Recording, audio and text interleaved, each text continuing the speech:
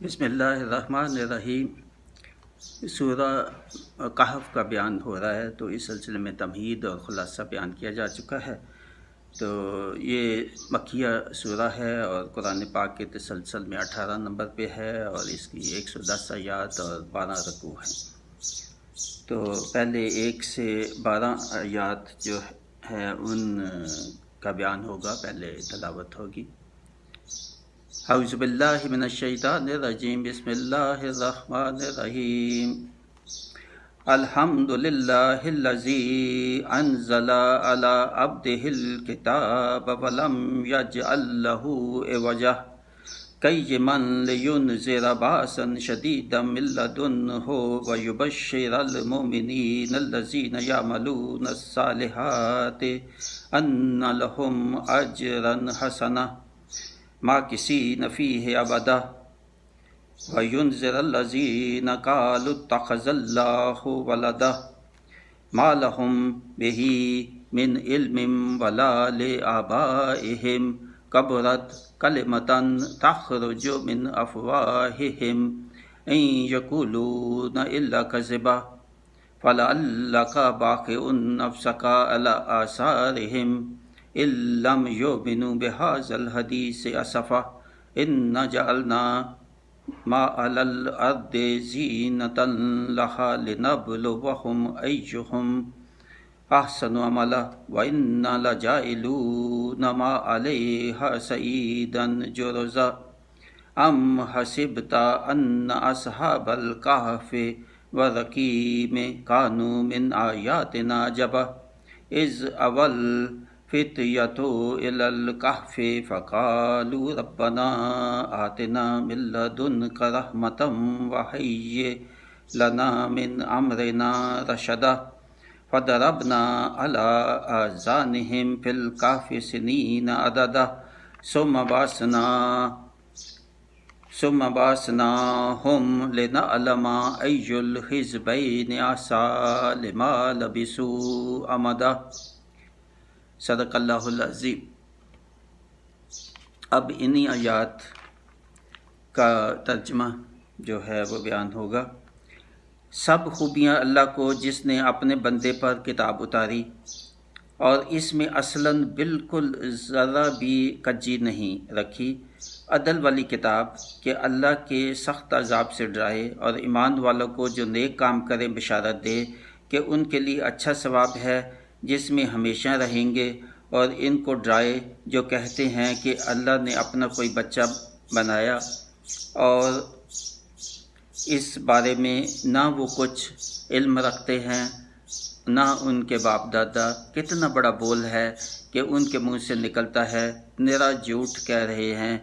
تو کہیں تم اپنی جان پر کھیل جاؤ، تو کہیں تم اپنی جان پر کھیل جاؤ گے ان کے پیچھے اگر وہ اس بات پر ایمان نہ لائیں۔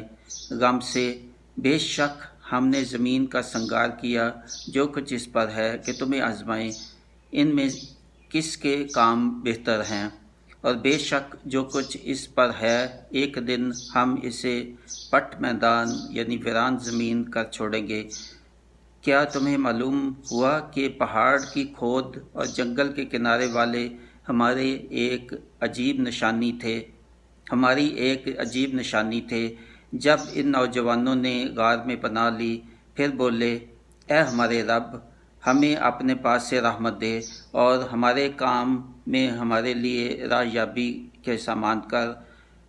تو ہم نے اس غار میں ان کے کانوں پر گنتی کے کئی برس تھپکا دیے، پھر ہم نے انہیں جگایا کہ دیکھیں دو گروہوں میں کون ان کے ٹھہرنے کی مدت زیادہ ٹھیک بتاتا ہے۔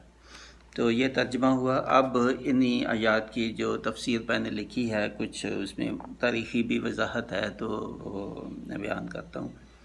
تو شروع میں کہا کہ تمام تعریفیں اللہ تعالیٰ کے لیے ہیں جس نے اپنے بندے محمد صلی اللہ علیہ وآلہ وسلم پر یہ کتاب یعنی قرآن پاک نازل فرمایا۔ تو یہ کفار کو جو ہے نا اصل میں تو سب کے لیے بھی، بلکہ ایمان والوں کے لیے بھی یہ تقویت کی بات تھی ایمان والوں کے لیے، تو ان کو جو ہے کفار کو بتانا کہ یہ اللہ تعالیٰ تصدیق فرما رہے ہیں کہ یہ اسی کی طرف سے نازل ہوئی ہے، کیونکہ وہ انکار کرتے تھے کہ یہ اللہ تعالیٰ کی طرف سے یہ کتاب نہیں ہے۔ تو اس کتاب میں اصلاً کوئی کجی، کوئی نقص نہیں نکال سکیں گے۔ اللہ تعالیٰ کی یہ الفاظ ہیں، اللہ تعالیٰ کی کتاب ہے، اور یہ ان کو چیلنج دیا کہ اس میں کوئی نقص نہیں ہے، کوئی نقص نہیں نکال سکے، یا اس جیسی بہت چیلنج اور جگہوں پہ کہا کہ 10 آیات لے آئیں یا ایک ہی آیات لے آئیں تو دیکھیں نہیں بنا سکیں گے، اور آج تک کوئی نہیں بنا سکا ایسی اس جیسی آیات جیسے قرآن کی ہے۔ یہ عدل والی کتاب ہے، اور یہ اس میں لوگوں کے لیے ہدایت اور نصیحت ہے۔ اب یہ سب کے لیے ہے، ہمارے لیے بھی، ایمان والوں کے لیے بھی، کہ عدل کی کتاب ہے، اس کتاب سے ہی عدل ہوگا اور ہدایت اور نصیحت ہم حاصل کرتے رہیں۔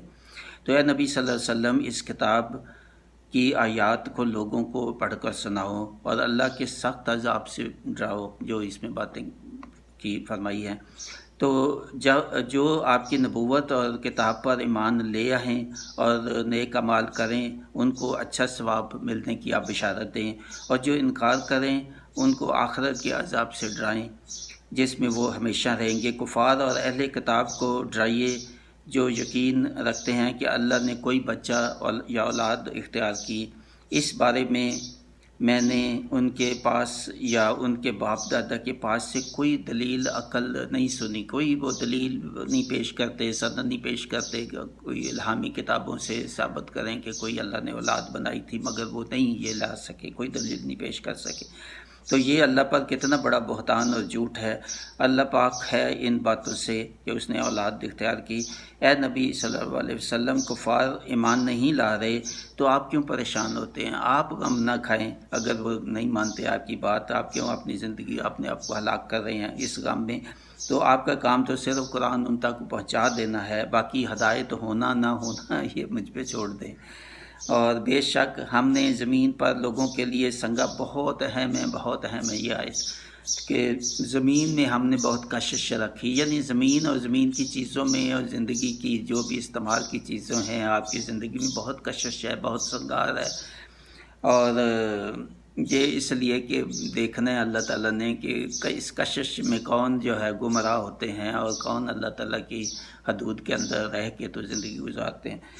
تو یہ فرمایا کہ اس میں بہت کشش رکھی ہے، ان کو اولاد اور مال و دولت اور بہت سی دیگر جو ہے نا باتیں، ان کو اللہ تعالیٰ نے نعمتیں عطا کی انسان کو، آدمی کو، اور یہ دیکھے کہ یہ ان کا امتحان ہے کہ یہ کیسے استعمال کرتے ہیں۔ اولاد کی ضروریات پوری کرتے کرتے کہیں یہ غلط راستے تو نہیں اختیار کرتے، یہ جو حق حلال سے حرام کی روزی کی طرف نہیں چلے جاتے، یا حرام کی روزی سے اگر بچتے ہیں، حلال تو جو کماتے ہیں اس میں جو غریب و مسکینوں کا حصہ ہے، زکوٰۃ ہے یا اللہ کے نام کا خرچ کرنے کا، تو کرتے ہیں کہ نہیں، اسراف تو نہیں کرتے اس دولت سے، اس دولت کو غلط راستے پہ تو نہیں استعمال کرتے، جو وہ ان باتوں پہ جن پہ اللہ تعالیٰ نے منع کیا۔ تو یہ سب بہت بڑا، یہ بہت حقیقتاً یہ بہت بڑا امتحان ہے۔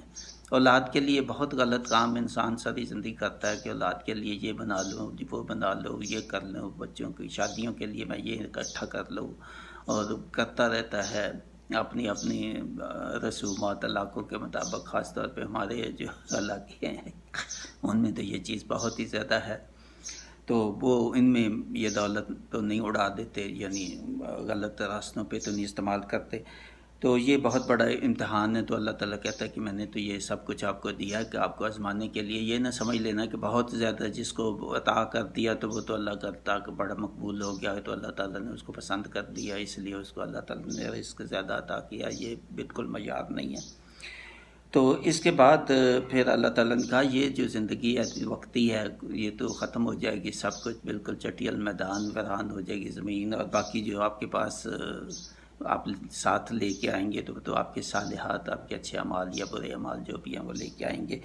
تو اس کے بعد اللہ تعالیٰ نے کہا کہ اے نبی صلی اللہ علیہ وسلم، آپ کو ہم خبر دیتے ہیں کہ یہ جو پہاڑ کی ایک کھو ہے، غار ہے، اور یہ جنگل کے کنارے پہ واقع ہے، تو اس میں ایک واقعہ ہے جو ہماری نشانی ہے، تو ہم آپ کو خبر دے رہے ہیں اس کی۔ تو وہ کیا ہے؟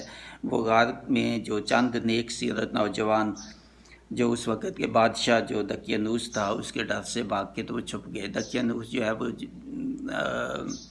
وہ بت پرست تھے اور ایمان یہ جو مسیحیت کو چھوڑ دیا ہوا تھا اور بت پرستی میں پڑ گئے تھے، یہ شرک میں پڑ گئے تھے۔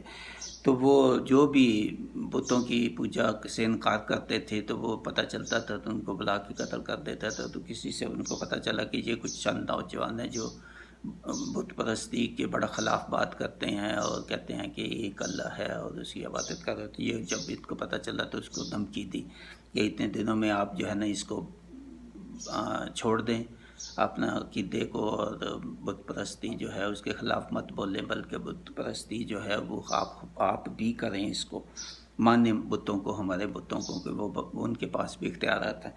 تو وہ پھر بادشاہ کے ڈر سے بھاگے اور انہوں نے یہ غار ایک دیکھی تو وہ اس کے اندر چلے گئے اور چھپ گئے وہاں پہ۔ تو وہ سارا واقعہ جو ہے نا وہ بیان ہوا ہے۔ تو یہ جو ہے وہ کافی دیر تک جو ہے نا وہ چھپے رہے وہاں پہ، اور اللہ تعالیٰ نے ان کی حفاظت کے لیے ان کے پیچھے پیچھے ایک بہت خونخوار کتا جو ہے وہ بھی ان کے پیچھے پیچھے چلا آیا، اور وہ غار کا جو منہ تھا اس کے باہر جو ہے وہ غار کا جو اوپننگ تھی، راستہ تھا اندر جانے کا، تو وہاں وہ کتا بیٹھ گیا تاکہ آتے جاتے کوئی لوگ اندر نہ آئیں اور وہ ڈر کہیں وہاں سے بھاگ جائے۔ اور اگر کوئی جو ہے وہ کوشش بھی کرتا تھا اندر آنے کی تو وہ ان کو لیٹا ہوا، اللہ تعالیٰ نے ان کو سلا دیا وہاں۔ جب یہ اندر آئے تو اللہ تعالیٰ نے ان نوجوانوں کو گہری نیند سلا دیا، مرے نہیں مگر سلا دیا، اور ان کی آنکھیں ایسی کھلی ہوئی تھی تو جو بھی دیکھتا تھا ان کی ہیبت تھی کہ یہ کیا ہے، یہ سوئے بھی نہیں لگتے، جاگ بھی نہیں رہے، تو وہ ہیبت ان کی بھی تھی، تو وہ دیکھ کے تو بھاگ جاتے تھے۔ روایت کے مطابق ان نوجوانوں کی تعداد جو ہے وہ 7 بتائی جاتی ہے، اور اللہ کے حکم سے یہ غار میں کئی 100 برس رہتے رہے، اور اللہ نے ان کی کروٹیں بھی بدلنے کا انتظام فرمایا تھا فرشتوں کے ذریعے تاکہ ان کو زخم نہ ہوں اور تھکاوٹ نہ ہو ایک طرف، اور دائیں بائیں کروٹیں بدلنے کا انتظام۔ بعد میں دقیانوس تو ہلاک ہو گیا، اور گزرتے زمانے کے ساتھ کئی سلطنتیں اور بدلی کہ پھر ایک نیک بادشاہ جس کا نام بیدروس تھا۔ یہ تاریخی واقعات ہیں یا مختلف دوسری روایات سے ہیں کہ اس کی حکومت ہوئی۔ یہ حضرت عیسیٰ علیہ السلام کے دین پہ تھا یہ بادشاہ جو بیدروس تھا، اور اکثر لوگ بھی بت پرستی اب چھوڑ کر مسیحی ہو چکے تھے اور مسیحی دین کو جو ہے وہ قبول کر چکے تھے، اور آخرت میں بھی ان کا ایمان تھا اور توحید کو بھی مانتے تھے۔ تو اللہ تعالیٰ نے ان نوجوانوں کو نیند سے پھر جگا دیا، تو وہ 2 گروہوں میں تقسیم ہو گئے اور وہ آپس میں بحث کرنے لگے کہ ہم کتنی دیر جو ہے وہ غار میں رہے۔ کسی نے کہا اتنے دن، کسی نے کہا کہ 1 دن، کسی نے کہا 1 دن، سبھی کا۔ تو اللہ تعالیٰ پھر انہوں نے کہا کہ اللہ ہی بہتر جانتا ہے کہ کتنا آپ رہے۔ تو یہ مضمون اگلی رکوع میں جاری ہے، تو یہاں ان جو آیات ہے ان کی تفسیر مکمل ہوتی ہے۔ بسم اللہ الرحمن الرحیم۔ سورہ کہف کا بیان ہو رہا ہے، تو اس سلسلے میں 1 سے 12 آیات کی تفسیر ہو چکی، اب 13 سے 17 آیات کی تفسیر ہوگی، پہلے ان کی تلاوت ہوگی۔ اعوذ باللہ من الشیطان الرجیم، بسم اللہ الرحمن الرحیم۔ نحن نقص علیک نبأہم بالحق انہم فتیۃ آمنوا بربہم وزدناہم ہدی وربطنا علی قلوبہم اذ قاموا فقالوا ربنا رب السماوات والارض لن ندعو من دونہ الہا لقد قلنا اذا شططا ہؤلاء قوم اتخذوا من دونہ آلہۃ لولا یأتون علیہم بسلطان بین فمن اظلم ممن افترى علی اللہ کذبا وإذ اعتزلتموہم وما یعبدون الا اللہ فأووا إلى الكهف إلى الكهف ينشر لكم ربكم من رحمته ويهيئ لكم من أمركم مرفقا وترى الشمس إذا طلعت تزاور عن كهفهم ذات اليمين وإذا غربت تقرضهم ذات الشمال وهم في فجوة من ذلك من آيات الله من يهد الله فهو المهتد ومن يضلل فلن تجد له وليا مرشدا صدق اللہ العظیم۔ اب انہی آیات کا ترجمہ بیان ہوگا۔ ہم ان کا ٹھیک ٹھیک حال تمہیں سنائیں۔ وہ کچھ جوان تھے کہ اپنے رب پر ایمان لائے، اور ہم نے ان کو ہدایت بڑھائی اور ہم نے ان کی ڈھارس بندھائی جب کھڑے ہو کر بولے کہ ہمارا رب وہ ہے جو آسمان اور زمین کا رب ہے، ہم اس کے سوا کسی معبود کو نہ پوجیں گے۔ ایسا ہو تو ہم ضرور حد سے گزری ہوئی بات کریں گے۔ یہ جو ہماری قوم ہے اس نے اللہ کے سوا اور الہ بنا رکھے ہیں، کیوں نہیں لاتے ان پر روشن سند؟ تو اس سے بڑھ کر ظالم کون جو اللہ پر جھوٹ باندھے؟ اور جب تم ان سے اور جو کچھ وہ اللہ کے سوا پوجتے ہیں سب سے الگ ہو جاؤ تو غار میں پناہ لو، تمہارا رب تمہارے لیے اپنی رحمت پھیلا دے گا اور تمہارے کام میں آسانی کے سامان بنا دے گا۔ اور اے محبوب، تم سورج کو دیکھو کہ جب نکلتا ہے تو ان کے غار سے داہنی طرف سے بچ جاتا ہے، اور جب ڈوبتا ہے تو ان سے بائیں طرف کتراتا جاتا ہے، حالانکہ وہ اس غار کے کھلے میدان میں ہیں۔ یہ اللہ کی نشانیوں میں سے ہے، جسے راہ دے تو وہی راہ پر ہے، اور جسے گمراہ کرے تو ہرگز اس کا کوئی حمایتی راہ دکھانے والا نہ پاؤ گے، اور تم انہیں جاگتا سمجھو۔ یہاں یہ 17 آیات تک ختم ہوتی ہے ان کا ترجمہ، جہاں یہ ہے کہ کوئی حمایتی راہ دکھانے والا نہ پاؤ گے، یہاں تک۔ تو اب جو میں نے تفسیر لکھی ہے انہی آیات کی وہ میں بیان کروں گا۔ تو پچھلے رکوع میں اصحاب کہف کا ذکر ہو رہا تھا تو وہی جاری ہے۔ تو فرمایا کہ کفار مکہ نے مشرکین اور اہل کتاب سے مشورہ کیا کہ نبی صلی اللہ علیہ وسلم کا امتحان لیا جائے، کو ایسے سوال جو ہے وہ بنائے جائیں کہ وہ جواب نہ دے سکے یا ٹھیک جواب نہ دے سکے ان کا۔ تو ان سے مشورہ کر کے انہوں نے 3 سوال جو ہے وہ تجویز کی ہے کہ نبی پاک صلی اللہ علیہ وسلم سے یہ 3 سوال پوچھیں گے تو ان کا جواب وہ نہیں دے سکیں گے، کیونکہ یہ کئی سال پرانی باتیں ہیں جو کہ پرانی الہامی کتابوں میں تو ہے ذکر، مگر ان کے پاس کون سی کوئی لائبریری ہے یا انہوں نے کچھ سنا ہوگا، تو یہ جواب نہیں دے سکیں گے۔ تو ہم پھر کہیں گے کہ یہ دیکھا، اگر آپ سچے نبی ہوتے تو آپ کو تو یہ اللہ تعالیٰ بتا دیتا ان کے جواب۔ تو یہ 3 سوال یہ تھے۔ پہلا تو یہ تھا کہ اصحاب کہف کون ہیں اور ان کے واقعات کیا جانتے ہیں آپ ان کے متعلق۔ دوسرا یہ تھا کہ حضرت خضر علیہ السلام کا واقعہ اور قصہ کیا ہے، آپ کیا جانتے ہیں۔ تیسرا قصہ ذوالقرنین جو ہے وہ ان کے متعلق بتائیں کہ آپ کیا جانتے ہیں۔ تو کفار کا خیال تھا کہ کئی برس پہلے واقعات جو ہیں محمد صلی اللہ علیہ وسلم تو ان کا جواب نہیں دے سکیں گے، اور ہم اسے جواز بنا کر کہیں گے کہ اگر آپ سچے نبی ہوتے تو آپ کا رب آپ کو ان گزرے ہوئے واقعات کا جواب بتا دیتا۔ یہ کفار مکہ اور اہل کتاب کی چال تھی۔ ان واقعات کا ذکر صرف پرانی الہامی کتابوں میں تو تھا۔ اس پس منظر میں نبی پاک صلی اللہ علیہ وسلم سے فرمایا کہ آؤ، یعنی اللہ تعالیٰ نے فرمایا کہ آؤ میں تمہیں ان واقعات کے احوال بتاؤں جو اس سورہ میں آنے والے ہیں۔ اصحاب کہف وہ کچھ نوجوان تھے جو اپنے رب پر ایمان لائے، اور اللہ نے ان کی ہدایت بڑھائی اور ان کی ڈھارس بندھائی، جبکہ اس وقت کا بادشاہ دقیانوس بت پرست اور آخرت کو نہیں مانتا تھا۔ تو وہ ہر اس شخص کو قتل کروا دیتا تھا جو عیسیٰ کے دین پر ہوتا تھا اور بت پوجنے سے انکار کرتا تھا۔ دقیانوس نے ان نوجوانوں کو بھی تنبیہ کی کہ وہ اپنا پرانا دین چھوڑ کر بت پرست ہو جائیں، ورنہ انہیں بھی قتل کر دیا جائے گا۔ حضرت عیسیٰ علیہ السلام کی وفات کے بعد ان کی قوم کے لوگ اختلافات میں بٹ گئے اور بت پرستی اور شدت میں مبتلا ہو گئے۔ یہ نوجوان اپنے دین پر رہے اور بت پرستی قبول نہ کی اور کھڑے ہو کر بولے، اے ہمارا رب تو وہ ہے جو آسمان اور زمین کا رب ہے، اور ہم اس کے سوا کسی معبود کو نہیں پوجیں گے۔ اگر ہم نے ایسا کیا تو ہم بہت حد سے بڑھنے والے گناہ گار ہوں گے۔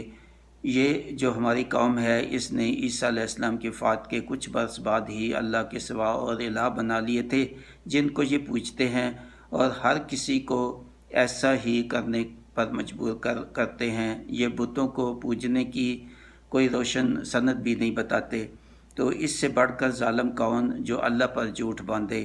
اور اللہ نے ان نوجوانوں کو ہدایت فرمائی کہ تم ان بت پرستوں اور ان سے جن کو یہ پوجتے ہیں الگ ہو جاؤ اور ایک غار میں پناہ لو۔ تمہارا رب تمہارے ساتھ ہے اور تم پر رحمت پھیلائے گا اور تمہارے کام میں آسانی پیدا فرمائے گا۔ تو یہ جا کر غار میں چھپ گئے۔